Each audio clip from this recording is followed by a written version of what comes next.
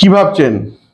আপনি জমি কিনতে গিয়ে বা কোনো আবাসনে ফ্ল্যাট বুক করতে গিয়ে অসাধু বা আপনার বাড়ি আপনার দাদা ছিনিয়ে নিয়ে বা কোনো অসাধু প্রমোটারের হাতে পড়ে গেছেন, বা আপনার দাদা বা ভাই বা বন্ধু আপনার বাবাকে ভুল বুঝিয়ে আপনাদের সম্পত্তি নিজের নামে করে নিয়েছে, কিন্তু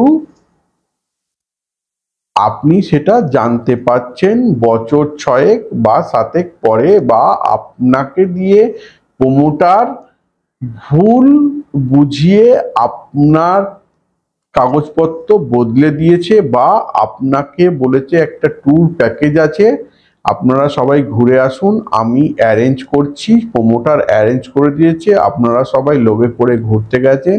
সেই সুযোগে প্রমোটার অন্য লোককে নিয়ে এসে জমি ভিজিট করিয়ে অসাধু কাজকর্ম করে কাগজপত্র বদলে দিয়েছে। সেই এরকম যদি হয়ে থাকে বা এরকম ঘটনা যদি আপনাদের সঙ্গে ঘটে থাকে, তাহলে কি আপনি কোর্টে কেস করলে বা মামলা করলে আপনি জিততে পারবেন, না অসাধু প্রমোটার, না অসাধু দাদা, না অসাধু বন্ধুর হাতে পড়ে আপনি পিছতে থাকবেন?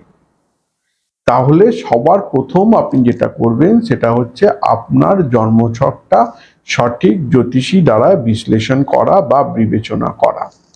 যদি দেখেন যে জন্মছকের একাদশ ভাব, দ্বাদশ ভাব বা 11th হাউস বা 12th হাউস বা 6th হাউস যদি ডিস্টার্ব থাকে, একাদশ ভাবের সঙ্গে কানেকশন করে গেছে, তাহলে কিন্তু আপনি যতই চেষ্টা করুন প্রমোটার আপনার মাথায় বা আপনার দাদা আপনার মাথার ওপর লাপালাপি বা আপনার বন্ধু আপনার মাথার ওপর লাপালাপি করতে পারে। কিন্তু জন্মছকে যদি 2-11 বা 5-11 বা 7-11 কানেকশন তৈরি হয়, তাহলে যদি আপনি ভালো লয়ার বা উকিল ধরেন, তাহলে যদি আপনি কেস করেন বা মামলা করেন, তাহলে কিন্তু মামলা আপনার ফরে যেতে পারে।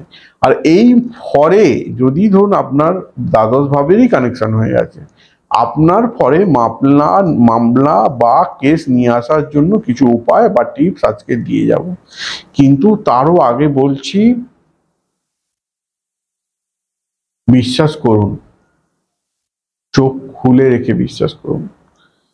স্বপ্নকে জাগিয়ে রাখুন, নিজে ঘুমান, অর্থাৎ ভাবুন আমি জিতবো, সেইটা জাগিয়ে নিজে ঘুমাবেন, কিন্তু স্বপ্নকে কোনোদিন ঘুম পাড়াবেন না, তাহলে আপনি আপনার ডেস্টিনেশন বা গন্তব্যে পৌঁছাতে পারবেন না।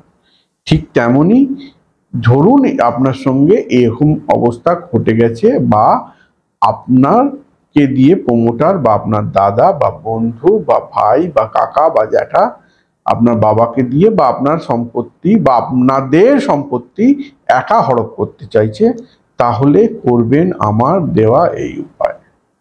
কি করবেন? হ্যাঁ, অবশ্যই একটা শাল মাছ জোগাড় করবেন। ঠিক আছে?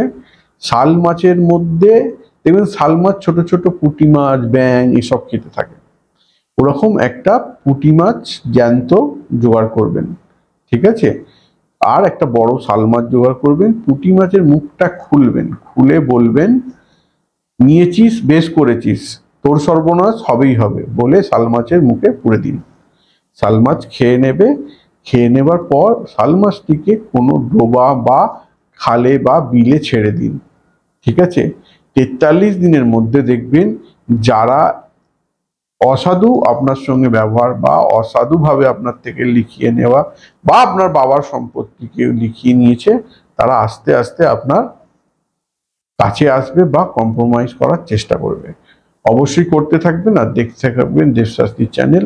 দেবশাস্ত্রীর কাছে আসতে হয়, নইলে পিছিয়ে পড়তে হয়।